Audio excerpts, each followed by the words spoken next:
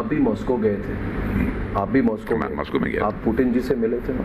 नहीं, पुतिन जी से हमारी भेंट नहीं हो पाई थी। लावरोव जी से मिले? डिप्टी प्राइम मिनिस्टर से भेंट। Deputy prime minister. माहौल क्या था वहाँ पे फिर जब आप गए? बहुत अच्छा।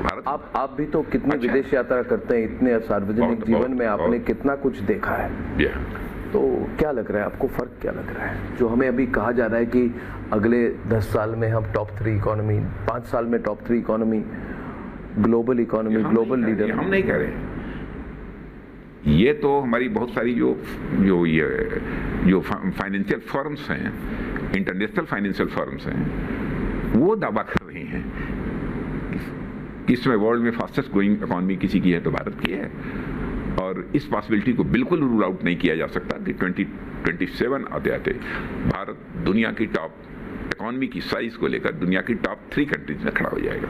आपको याद है जब आप पेरिस गए थे शायद, और आपने राफेल को आपका हैंडओवर हुआ था, टीका स्वस्तिक लगाया था, स्वस्तिक बनाया था, स्वस्तिक ओम लिखा था, ओम लिखा था। वहाँ पे इधर की जो लॉबी है, नींबू भी रखा था।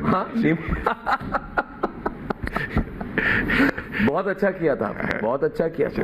और इधर की जो हमारी परंपरा, नहीं आपकी परंपरा तो हमारी परंपरा है, वही तो सनातनी परंपरा है, मगर यहाँ की लॉबी शुरू हो गई थी। ये देखिए कम्युनल पॉलिटिक्स। इसको कम्युनल पॉलिटिक्स नहीं करते। यदि अपने कोई ईश्वर को याद करने के लिए कोई नमाज पढ़ता है तो उस पर मुझे कोई आपत्ति नहीं। कोई मंदिर में बैठकर पूजा करता है उसका भी स्वागत है, जो नमाज पढ़ता है उसका भी स्वागत है, जो सिजदा करता है उसका भी स्वागत है, कोई चर्च में जाता है उसका भी स्वागत है। सभी अपने अपने धर्म का पालन करें, इसमें किसी को कोई आपत्ति नहीं होनी चाहिए। सबका ईश्वर तो एक है। मगर मेरा सवाल कुछ और था। मेरा सवाल था उस लॉबी को लेकर। आपको आपके राजनीतिक करियर को मैं बहुत सालों से, मतलब मुझे मौका मिला है उसको देखने में, आपको फॉलो करने में, मगर मैं आपको लुटियन का नेता नहीं मानता, क्योंकि आपकी सोच वो लुटियन वाली सोच नहीं है। मगर लुटियन की जो एक लॉबी होती है राजनाथ जी, वो तो हर चीज़ को एक दायरे में देखती है ना। तो अभी भारत जिस दिशा पे जा रही है, हर चीज़ पे शंका, डाउट, ईवीएम हो, कुछ भी हो, और अग्निपथ को लेकर मेरा सवाल, अगला सवाल ये है, यही लुटियन की लॉबी अग्निपथ स्कीम पर जो मन में आए बोल रहे, लोगों के बीच में जाकर कह रही है कि आप अग्निपथ मत बनिए, आप वर्दी मत पहनिए, आप देश की सेवा मत करिए, आपकी लाश वापस आ जाएगी मगर सरकार आपको नहीं मानेगी। आपने देखा होगा, दुख तो होता होगा आपको, क्योंकि कितनी कोशिश आपने की है। क्या इसका प्रभाव हुआ है हमारे युवकों पर? बिल्कुल नहीं। इसका प्रभाव क्या हुआ है? और इस पर थोड़ा सा आप खुलकर बोले, क्योंकि मैं खुल के बोलना चाहता हूं। इस पर आप जरा डिटेल में बोले कि अग्निपथ स्कीम को लेकर सच्चाई क्या है। अग्निपथ के अंतर्गत जब जवानों का सिलेक्शन होना था, बड़ी संख्या में, लाखों लाख की संख्या में नौजवान इसमें भर्ती हुए थे, और मैं समझता हूँ अग्निपथ की हमारी जो योजना है उसको लेकर जो एक गलतफहमी लोगों के अंदर पैदा करने की कुछ लोगों के द्वारा कोशिश की जा रही है। लेकिन मैं उनसे विनम्र अनुरोध करना चाहता हूं कि सुरक्षा से जुड़े हुए सवालों पर राजनीति नहीं की जानी चाहिए। बहुत सारे मुद्दे हैं जिन पर की राजनीति, बिल्कुल मैं समझता हूं देश का हर व्यक्ति इस बात को स्वीकार करेगा कि हमारे फोर्स में सीमा की सुरक्षा करने वाले जो लोग, हमारे देश की सुरक्षा करने वाली जो हमारी आर्मी है, उसके अंदर यूथफुलनेस होनी चाहिए। 100% नौजवान लोग होने चाहिए 100%। अब 18 साल का नौजवान जो काम कर लेगा, वो 50 और 55 और 60 साल का व्यक्ति हमको कोई कह देगा तो हम वो नहीं कर पाएंगे। आप कर पाएंगे? आप काफी नहीं, कोई नहीं कर पाएगा। मगर ये एक तो हमारी फोर्स में यूथफुलनेस आनी चाहिए जी, नए रक्त का प्रवाह बराबर जो है ये बने रहना चाहिए। उस दृष्टि से यह एक नई योजना अग्निवीर की यह लाई गई है। यह वेल कंसीडर्ड है हमारी यह योजना जो लाई गई है। और दूसरी 18 वर्ष की आयु में उनका सिलेक्शन होता है, 4 वर्ष तक वो रहेंगे जी। 25% लोग तो परमानेंट हो जाएंगे, तो तय है, मैंने आज तक की जो व्यवस्था है। 22 के बाद जब वो निकलेंगे तो उनके पास 4 वर्ष की सेवा का एक अनुभव भी होगा। उनके हाथ में 15.5 लाख 16 लाख रुपए भी होंगे, और साथ ही साथ इंटरमीडिएट की हाई स्कूल पास करके वो आते हैं 18 साल की उम्र में, उनके पास इंटरमीडिएट की सर्टिफिकेट भी होगी। कहीं भी कोई सेवा करना चाहें उनके लिए रिजर्वेशन की हम लोगों ने व्यवस्था कर रखी है। जैसे पैरामिलिट्री फोर्सेज में उनके लिए रिजर्वेशन की व्यवस्था कर दी है। और अन्य प्राइवेट इंडस्ट्रीज ने स्वयं इनिशिएटिव लिया है अपनी तरफ से कि अग्निवीरों को हम अपने यहाँ जॉब में प्रायोरिटी देंगे।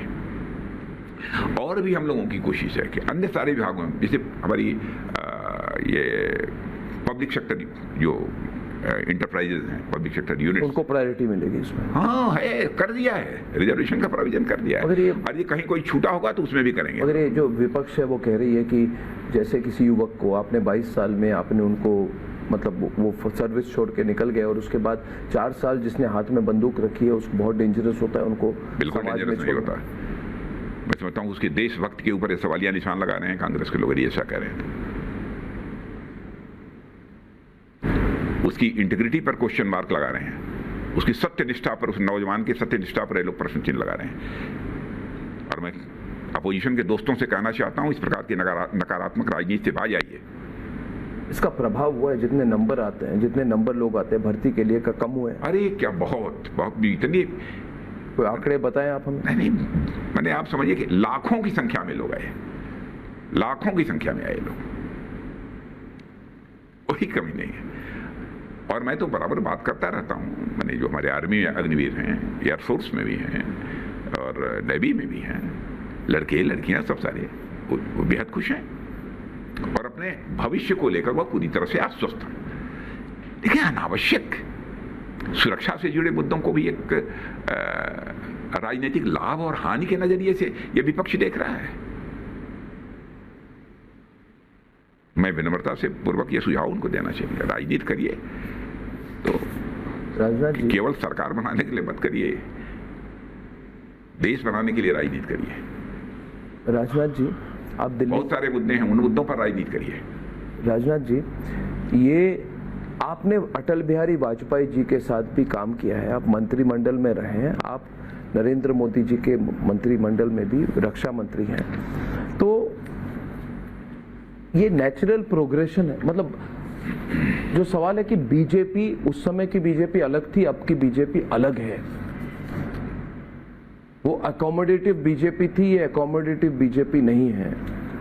ये नैरेटिव है ना कि उस समय बीजेपी सबको लेके चलती थी, अभी बीजेपी बिल्कुल अपना सोचती है, एक यूनिलैटरल है। तो आप जैसे अनुभवी नेता बहुत कम है जो दोनों नेताओं के साथ काम कर चुके हैं, आप कैसे कंपेयर करते हैं? देखिए, बीजेपी में कभी कोई परिवर्तन नहीं हुआ है। कई लोग होंगे ना, मैं क्यों ये सवाल पूछ रहा हूँ, क्योंकि आज बहुत युवा हैं जिनको अनुभव ही नहीं है, उस समय जीवन का अनुभव नहीं है कि उस समय की बीजेपी क्या थी, अब की क्या है। तो आप कैसे कंपेयर करते हैं? जो उस समय की बीजेपी थी वही इस समय की बीजेपी है। जो पॉलिटिकल थॉट, जो आइडियोलॉजी लेकर हम लोगों ने भारतीय जनता पार्टी के रूप में अपनी राजनीतिक यात्रा प्रारंभ की थी, हम उस आइडियोलॉजी से, उस पॉलिटिकल थॉट से रंच मात्र डेविएट अपने को नहीं किया है हम लोगों ने। इसलिए अंतर का प्रश्न ही नहीं होता।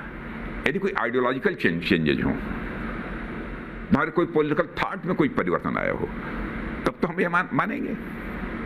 हाँ, ये बात सही है कि भारतीय जनता पार्टी उस समय से के कंपैरिजन में देखा जाए तो आज बहुत बड़ी पार्टी बन चुकी है, बड़ी संख्या में लोग हमारे साथ जुड़े हैं। अब बहुत बड़ी पार्टी की बात मैं कह रहा हूं, तो मैं यदि ये कहूं कि विश्व की इस समय सबसे बड़ी पॉलिटिकल पार्टी यदि कोई है तो उसका नाम भारतीय जनता पार्टी है, तो यह कहना भी अतिशयोक्तिपूर्ण नहीं होगा। और अगर ये नंबर आए, आप फिर से आश्वस्त हैं कि 400 पार हो सकता है, 350, 400 पार नंबर? नहीं, मैं ऐसे नहीं बोलता।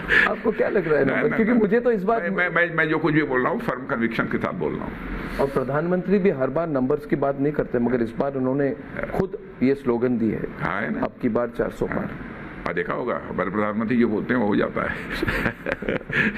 यह है। तो ये क्या संविधान बदलेंगे? ये और एक बात चल रही है कि संविधान बदली जाएगी इस बार बीजेपी इतनी पावरफुल हो जाएगी, इतने नंबर आ जाएंगे, तो फिर ये तो पहले धर्मनिरपेक्ष शब्द को बाहर कर देंगे। अरे क्या बात है, ये सब क्यों इन लोग ऐसी बातें आप जैसा व्यक्ति मैं नहीं कह रहा, मैं तो मेरा काम है सवाल पूछना। क्या आपको लगता है उस तरह की जो नींव है कहीं कोई प्रधानमंत्री ने तो कह दिया, मगर आपसे भी पूछ रहा कहीं कोई चेंज नहीं होने जा रहा है। बराबर जो है संविधान में परिवर्तन लाने की कोशिश तो प्रारंभ से इन लोगों ने की है कई बार। अब एग्जैक्टली हमको फिगर याद नहीं है, कई बार इन लोगों ने परिवर्तन किया है। कहाँ की ये बात करते हैं, ये देश की जनता की आंखों में धूल झोंक रहे हैं। राजनीति करनी हो तो देश की जनता की आंखों में धूल झोंक कर राजनीति मत करो, देश की जनता की आंखों में आंख डाल के राजनीति करो। 400 की जरूरत क्या है?